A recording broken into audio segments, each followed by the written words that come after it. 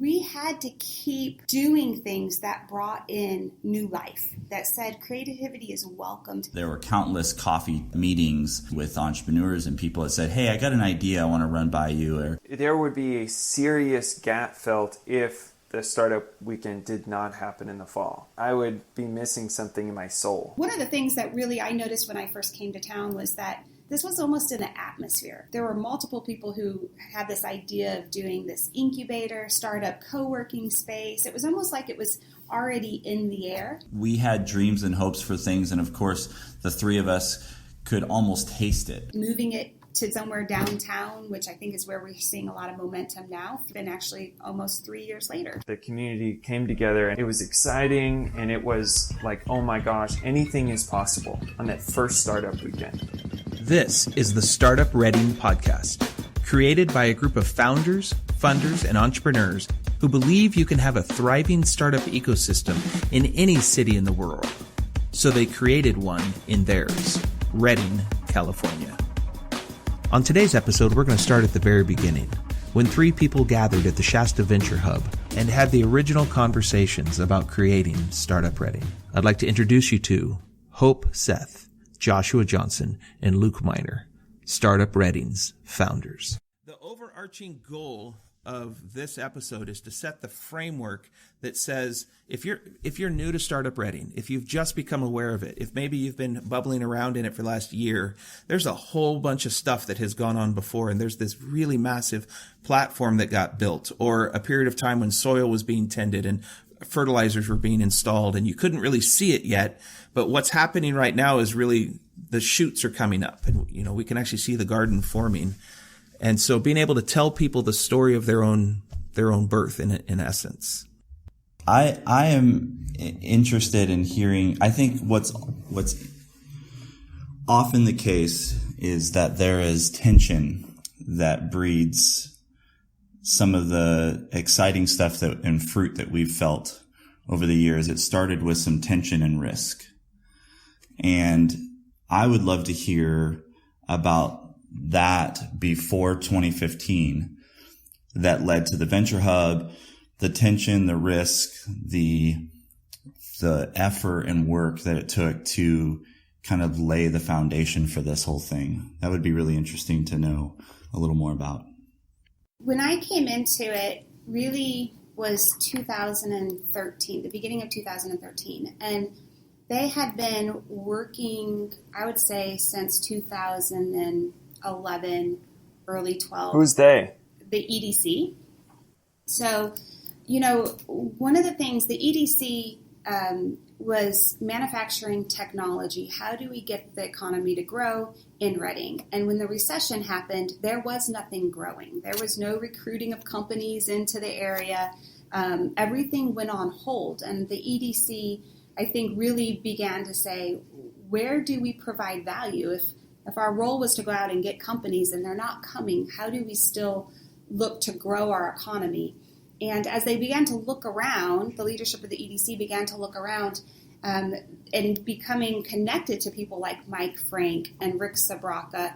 And then looking at the community, they found that there was actually some innovation happening right here in the community. So that was Sea Breacher, which was those innovative, sharks and dolphins that jump out of the water, watercraft. It looked like Air Cover doing really high-level drone systems for the Department of Defense. So it looked like that there were companies that were here already doing things. How do we get around, support those companies, and expand the opportunities in Redding for that innovation economy? Yeah, I remember going to some of those really early meetings. I can't remember exactly what was the first Beer and Bites, but I remember, I think the first one I went to was at Fall River. Were you there at that one when I think it was still hosted by Mike Frank? It was at their launching of the shop on Cypress. And it was, those are some of the first memories I have where there was just a bunch of people that were all interested or excited about the entrepreneur community. Nobody really knew much. Maybe there was a very few centralized people, that knew a lot of the activity going on, but I know I didn't. I remember coming and kind of so many new faces, new people, this exciting kind of possibility. And then they actually featured a brewery startup there at Fall River as their first public taproom launch. And I guess my first memory of the startup community coming together in a very, very early, like, embryo phase. Well, that's exactly was part of the early strategy. The strategy said in order to form community, we have to form community. We have to find out who's here, what they're doing, who are all of the cast members, so to speak, right? And so they began by hosting Beer and Bites, and they would choose a different company. In the very early, I think they did one or two prior to my coming. They went to, what was Rick Sabraca's company with the computers? Computing. In computing. So in computing, and they would rotate among different tech companies. And so Beer and Bites really was that. The goal was so that we got to be connected, finding out who was doing what, and that's really was where it started. Hope, did you always have a pretty intuitive support? Like, everyone thought this makes a lot of sense from the beginning to invest in the startup community in Reading, or was there ever some pushback in the early days? I think that when we talk about the EDC as an organization, I mean, they invested in a full staff position to get this up and going, which then later turned into a pretty large investment to get the Venture Hub going. Mark was a really great visionary, and one of the ways Mark was the president of the EDC. One of the ways he did was to show what other communities were doing and how they had done it and what the results were. And I think once he was able to show that, the board really did they got on board with it. They wanted to see that happen. Mm-hmm. One of the things that really I noticed when I first came to town was that this was almost in an atmosphere. Everybody was thinking the same thing. There were multiple people who had this idea of doing this incubator, startup, co-working space. It was almost like it was already in the air. And that was actually super encouraging. We weren't the only ones who had the vision. And Reading didn't have a bubble in the dot-com bust. It didn't have kind of an investment bubble that it had to recover from. It really started during kind of the conversation started in the recovery of the last recession, right? Right. And it I believe, really started on the technology side with Rick Sabraca, who were bringing up tech companies out of the Bay Area, and he would grow their team. So he would start with 1 or 2 employees, doing a certain outsourcing of the tech functions of an organization or tech company, and then he would grow and scale that company up to 20, 30, 40 employees. You start looking at that as an opportunity to grow jobs in the region, and that becomes a pretty compelling reason to get behind it. Mm-hmm. Just on that point, I worked at In Computing from summer of 2011 to the end of 2012. And I remember the Mark LaSalle's, I didn't know him yet, but I remember there was the days when the EDC was going to come through and bring a group of, whether it was investors or whether it was, whoever, or decision makers or the board or, companies that were looking at relocating their sales operations to Reading. We would probably have once every month or two, the EDC bringing a group of people through that. And, it pump up the morale. And those were like the exciting days. You had to be like top of your game, dressed to the nines, stuff like that. But that was, even for me personally, there's a macro level of how that was encouraging for the community. But for me personally, that was where I got some of the best training in communication, in sales, in some technology stuff. I mean, that was like my education that ended up making me excited to join the startup community more, even before I knew that existed or could exist. I didn't even know what it was. It was a huge influencer there's probably 250, 300 people at least who have been influenced or employed in some form or fashion by either in computing or some of those other groups that have gone to do great things in other niches. I remember during this era, I was in grad school at the time, so I wasn't very involved in much of anything except that. But I had experienced the life during the last buildup and what was going on in Reading and the atmosphere of that time, which was there's a lot of antagonism. There was a lot of different visions of what Reading should be. And after the recession hit, it feels like Hope, what you were saying, like the atmosphere shifted coming out of that. And there was more motion or consensus around a new direction.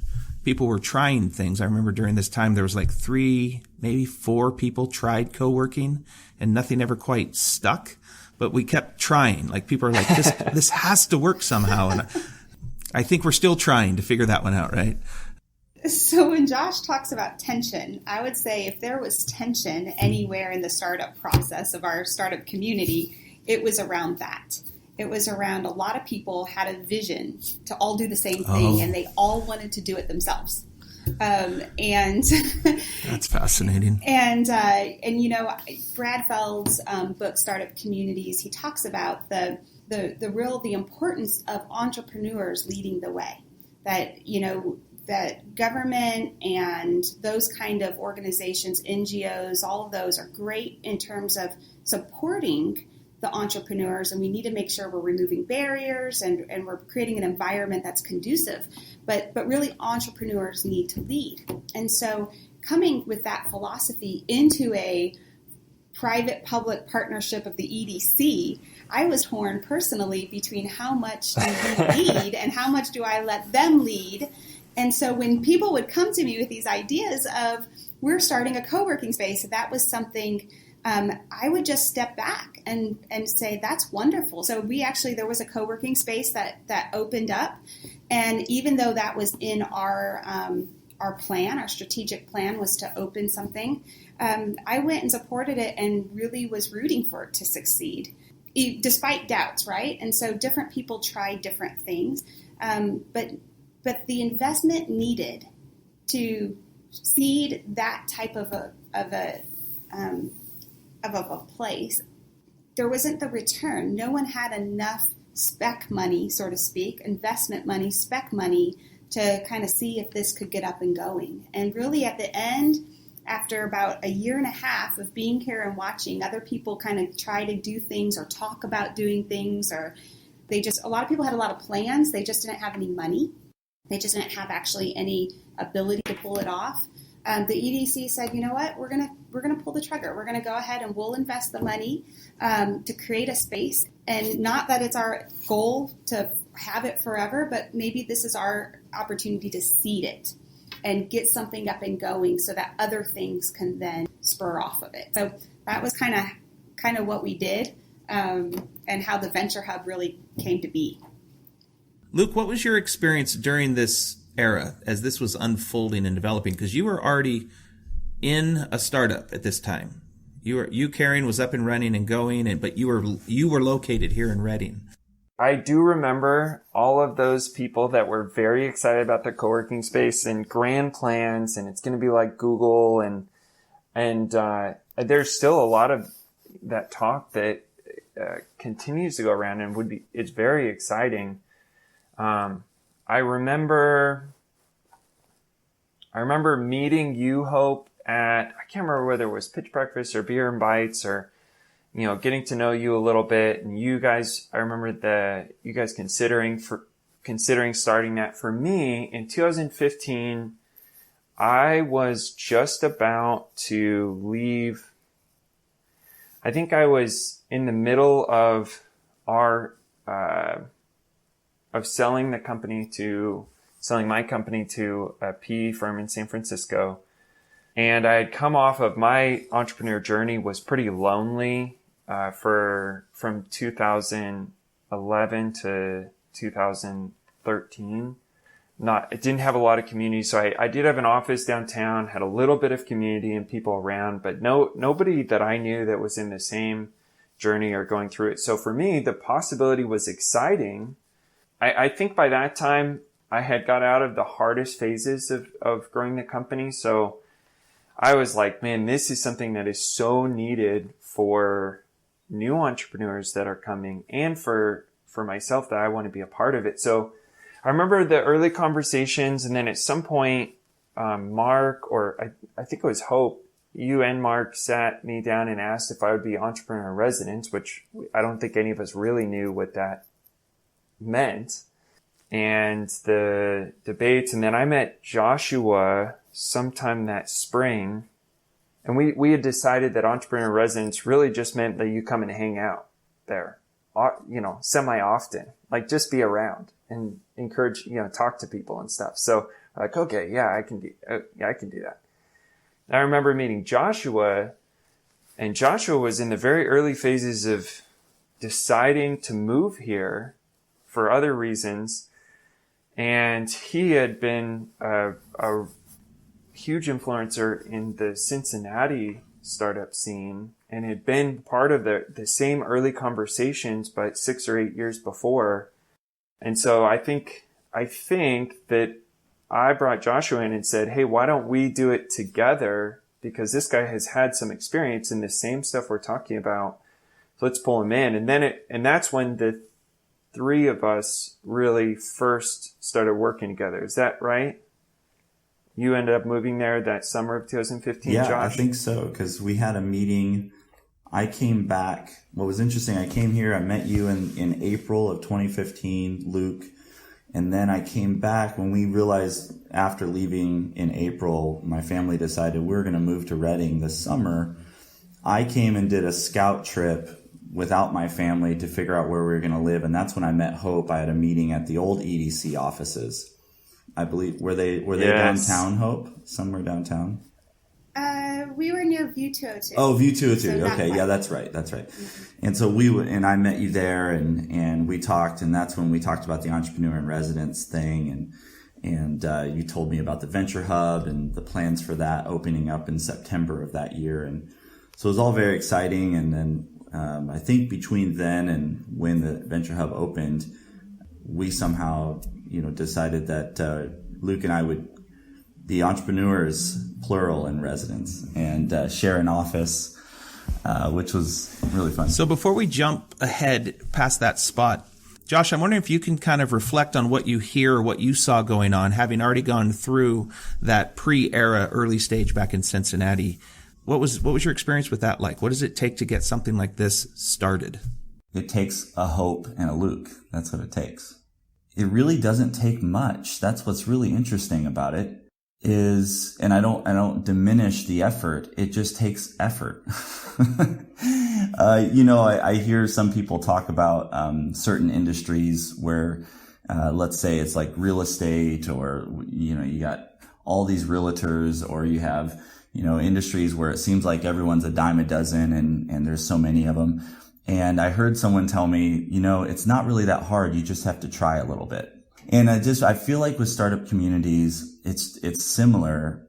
No matter if it's a small town or a bigger town, it just takes a few people to try a little bit and to move the ball, because really I think innovation, creating jobs, the American dream, if you want to put it with, call it with the entrepreneur thing, it is in all of our hearts. We want to see that in our community. We love what that does to our culture. It was interesting to hear Hope say, you know what, once we got beyond, a certain stage and we all started working together, we all really wanted the same things. And so it really wasn't that difficult. We didn't have a lot of pushback, after we got beyond certain conversations. And that's pretty true, I think, in a lot of places. And there are some communities where people try and control and have some territorial control over the startup ecosystem. And that was not here in Redding. And I think that's a really key point too. In Cincinnati, there was, in the early days, and I would say, Cincinnati had to recover from the bubble bust because it had a pretty thriving, angel investment, community during the .com era in the early days, in the late 90s and early 2000s. and really was hit hard by the losses in that period and kind of the bubble bursting. And when I moved to Cincinnati, there was no community. There really wasn't a lot of connection between entrepreneurs, funders, founders, tech professionals. And so when we started that, again, there was a hesitance, mostly because, when you've been burned, you're like a little more reluctant to jump back in right away. But over time, it really started to germinate. And then, a lot started to happen, and this kind of windfall came, and the snowball effect of incubators, accelerators, co-working spaces, a lot of money poured into it. That was really great. But Reading really had some of the same elements, which was a lot of willing people putting in a lot of hours, a lot of volunteer time beyond what was economically beneficial. So it obviously, it economically makes sense to some degree for Mindbox to be a part of the startup ecosystem because we serve founders, but not to, if you look at the P&L, like it doesn't totally make sense for the amount of time that is put into it, right? So and the same for Luke, that I felt like there was a special thing that came together, Hope being in her role, Luke being on the tail end and stepping aside from, the company that he founded and that sale, of you caring. And then me being in this position where, I have Mindbox and, I want to be a part of, the startup ecosystem in whatever city I'm living in. And it was just this perfect combination of elements and ingredients that I felt was just amazing, because Hope was like laying down on the sword of the startup ecosystem inside of this organization that really was behind it, but didn't have a lot of experience with it. But she brought the Chattanooga experience, and she really understood what we were talking about when we started sharing our experiences about, successful patterns of startup ecosystems. And Luke was a successful founder of a startup. And we had the development component. And so we knew what it took to get some of these platforms off the ground and what they needed to succeed. And so it just felt perfect. That's my perspective. It was like, I don't know if you could have designed a better, starting point of version 2.0 of Startup Reading. It was a fantastic early team. Hope, I had a question for you, back to a little bit of tension stuff on the origin of the Venture Hub, and then we can skip back ahead. But how did the Venture Hub end up in an industrial park? Yeah, I feel like that's kind of that's always been a question in an industrial park, because the trend is these things downtown. People want to be downtown, and really, we looked, downtown was our preference. I mean, when we went out and set out to start a Venture Hub, we wanted to be downtown. And as you know, there's lots of vacant space. So we went to pretty much any vacant space, but we also knew that we needed to make a smart investment. We weren't planning to financially just support it indefinitely. We wanted to make sure from a business, we approached it as though we were going to do a business. So we wanted to make sure that eventually we'd be able to be sustainable, right? And so that looked at how many office spaces, how many co-working spaces would we need to have here in order to pay for the cost of acquisition of a property, the overhead, all of that. And so when you started to look at downtown properties, what people were asking for was so much that it wouldn't pencil. It wouldn't pencil. We would either have to have a small space but paid a lot, that then didn't have the room for us to actually have co-working members or offices of what we didn't want to just have a space to have a space. We were doing it because there were startups that had teams of 5 or 6 and they needed office space and they couldn't afford the office space that was out there. So we really had a specific set of criteria in mind and a purpose for how we wanted to use the space. We just couldn't find it out there. Industrial, downtown retail space or office space was over $1 a foot. In an industrial space, you can get it for 50 to 60 cents. And then we found a building owner who Southern Aluminum Finishing, they owned, 60,000 square feet that wasn't utilized. Owners from Atlanta, they've seen things like this happen in Atlanta. He's like, I want to see something. I want to see a tech community. I'd love for it to be in my building. So he gave us a killer deal in trying to get it up and going and off the ground here in Reading. And that's why we came out here. Those 60 cents rates, that's the pre-cannabis rates. Yeah, exactly. Exactly. But, I went up to Bend, Oregon, and I decided I'd check out their ecosystem. And they had a 1001 co-working space, and it wasn't downtown at all. It was in an office it was not an industrial park, but it was in an office park area. And they had made it great. We felt like our value proposition was that if we could pull together the community and we could pull together the resources that a lot of times startups need, they would come and be attracted to that because of the value, not the packaging of where it is, but the value of what's inside of it. And to us, it was a challenge. That's why I brought you guys in, because I saw you guys were the value to the startup community. They wanted to hear you and meet with you, and it was more about what we were doing inside the building than really where it was located. I love it. The quote, I don't know who said it, but if you wait till your product is perfect, you've waited too long to launch. I feel like what the EDC did was they decided, hey, although we wanted to be downtown and although we see the future of things, we need to get this off the ground now. This is what our community needs today, so we're going to do it.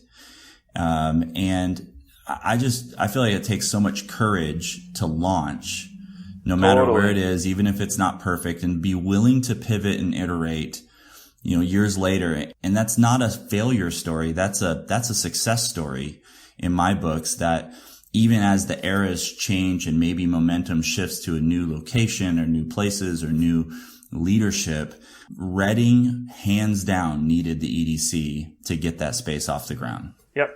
And the EDC never actually saw themselves as owning the startup community or the co-working space. I mean, we really saw moving here as being maybe a 3 to 5 year commitment, to get it going. And then maybe once it was established enough, then it would be worthy of an investor wanting to come in and either purchasing it, running it, moving it to somewhere downtown, which I think is where we're seeing a lot of momentum now. 3 years, it's been actually almost 3 years later. So I think that's a great point, Josh. For us, it was more important that we got something up and going instead of waiting, with the intention that obviously we would want it to grow beyond us.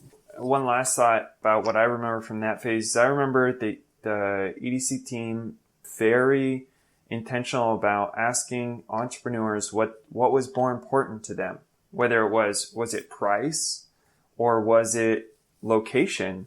And the general feedback from the community was that, hey, it's the bottom dollar. We got to find some place, because we'll work out of our garage or our back room or our porch or our neighbor's garage or whatever if it's not cheap. Yeah, you remember all these things I'm forgetting. So that was, you're so right. We actually did a couple focus groups. You did the customer validation. We did. We did it totally via the startup model. We took a lot of the startup members that actually were growing. They needed office space. We took them out to dinner. We bought them beer.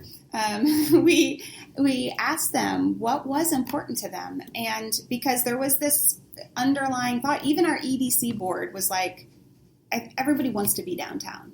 And they were actually pushing us to go downtown. And then we took them out, startup people. We went out and talked, and we found out, you're right, that actually wasn't. In fact, some of them said downtown kind of scares me, because if I was going to bring clients into an office space to meet, I don't know what I'll find downtown if I brought them to town. Or we had women who said, I wouldn't feel safe working there overnight. Like, we're open the Venture Hub is open 24/7 through key card access. Well, who wants to go downtown at 11 o'clock at night if you're a woman working on a startup? And so those were all considerations we had that kind of, in the process. So I'm eager to transition into the beginning of Startup Weekend and how Startup Reading formed. But before we do that, if you were speaking, if all three of you were sitting down with someone who's sitting in a semi-rural or rural mid-sized town that doesn't think they have the capacity to start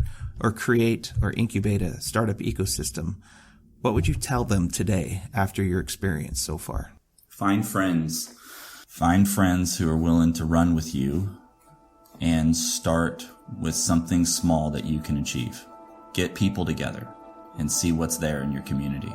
So I feel like Hope, you did before I even got here, and that's kind of the thing we started to do later after the Venture Hub, was we got people together. We got like minds together, and we didn't know if we even knew all of them, but we needed to figure out where they were. That's what I was actually going to say too, is gather the community. And who are the community? I mean, I think you need to identify who are those people. I mean, that looks like your tech people. It looks like your, it looks like your dreamers and those who want to start businesses. It looks like successful people who've already started them in the community who could be mentors. So I just feel like it's really, you need to gather the community, find out what's happening. I think I would say two things. Every community, if your community has a local bank, if it has wealthy business owners or wealthy individuals who are excited about seeing the community, if it has property owners, if it has lawyers, if it has accountants or CPAs or consultants, any of those people are financial advisors. All of those people benefit off of a thriving startup ecosystem, thriving business community, and those are the people you will find. If you hit the streets, you will find people who will back it, who will jump in, and whether it's time or money or just showing up or setting up chairs, all of those people will win or will benefit from more money flowing in the community, and that's what a thriving startup community ecosystem does. So in every community there are people who could be massive sponsors. The second thing is the free resources. There are so many fantastic online free resources out there, and I think my favorite, and the one that probably has had the biggest influence on us, is Startup Weekend. That probably was the first point when the community came together, and it was exciting, and it was like, oh my gosh, anything is possible on that first Startup Weekend. Thank you for joining us on the Startup Reading Podcast. You can learn more about what's going on inside the ecosystem by visiting startupreading.com or searching Facebook for Startup Reading. Part 2 of the origin story will be released as episode 3. In episode 2, you're going to get to meet Joshua David Miller. He's going to be sharing with you about a new and exciting gathering point and place of community called Pub Talks. The first one is happening June 21st at 5:30 p.m. at Maxwell's in downtown. The theme of the first Pub Talk is ideation, or what is the process of having a good idea? Or maybe even said better, how do you make a bad idea good? And as always, we want to remind you, today is a great day to get something started.